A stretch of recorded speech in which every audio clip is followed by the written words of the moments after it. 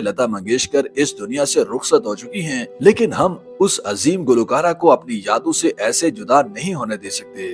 अगर आप लता का नाम लेते हैं तो आपके सामने गायकी का एक ठाठे मारता समुंदर होता है।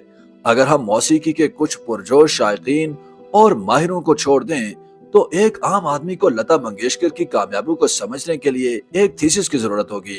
दरअसल उनकी धुन, लहजा, अलाप और मौसीकी के बारे में तकरीबन सब कुछ लिखा जा चुका है, लेकिन क्लासिकी गायकी में उनकी महारत पर इतना जोर नहीं दिया गया। बहरहाल लता मंगेशकर ने 13 साल की उम्र में अपनी अदाकारी के जरिए फिल्मी दुनिया में आने से पहले क्लासिकी मौसीकी की गुलकारा बनने की कोशिश की थी। अपने इब्तदाई दिनों में ही लता मंगेशकर ने मगरबी मौसीकी के चारों ऑक्टेव में गाया, खा वो सुस्त, मध्यम या ऊंची ले क्यों न हो।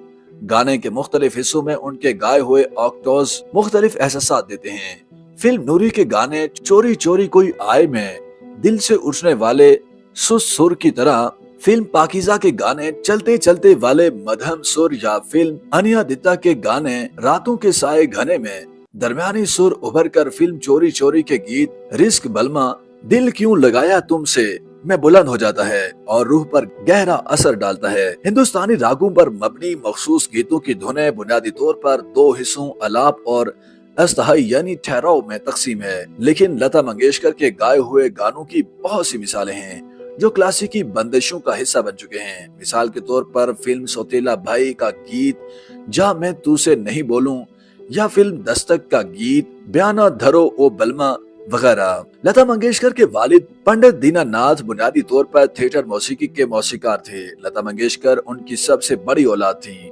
फिल्मी मौसीकी की हल्की फुल्की धुनों ने शायद लता मंगेशकर के क्लासिकी अंदाज पर असर डाला हो, लेकिन अपनी बाकायदा मशक की वजह से जब भी लता ने क्लासिकी रागों के साथ गाने गाए, उन गानों के साथ भी पूरा पूरा इंसाफ किया। लता जी की शख्सियत की एक और खास बात उनकी चैटिंग की आदत थी। वो हमेशा मजाक करती रहती थी और उन्हें लोगों को लतीफे सुनाने की आदत थी।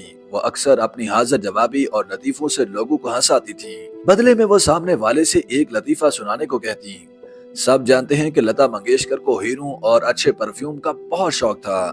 बहुत से लोग ये नहीं जानते होंगे कि उन्होंने लंदन में लॉर्ड्स ग्राउंड के करीब एक छोटा सा अपार्टमेंट भी खरीदा था, ताकि जब भी वहाँ कोई बड़ा मैच हो वहाँ वो रहकर खूब लुत्फ अंदोज हो सके। लता मंगेशकर को क्रिकेट मैच देखने का इतना शौक था कि वो कोई भी मैच नहीं छोड़ती थी, चाहे वो हिंदुस्तान में हो या दुनिया भर में कहीं भी।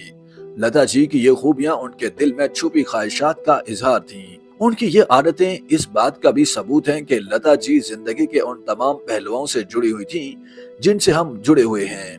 वो इस मामले में मुस्तस्ना या मुख्तलिफ नहीं थी। दरअसल लता मंगेशकर की पहचान सिर्फ मौसीकी थी, क्योंकि वो खुदा की एक खास तख्लीक थी जिसके गले में सुरों का जादू बसता था।